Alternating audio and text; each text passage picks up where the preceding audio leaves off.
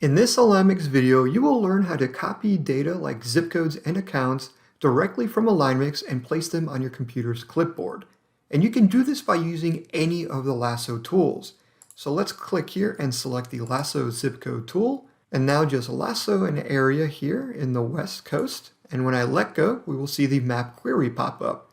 And here in the bottom left, you'll see a copy button.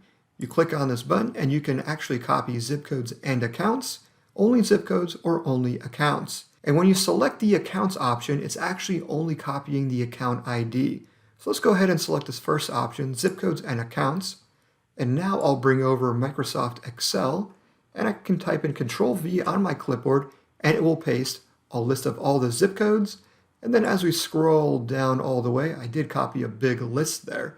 And I keep going down. Eventually you will see the list of the account IDs that I've copied and pasted. And the same process works if you're using the circle zip code tool or even the territory lassos.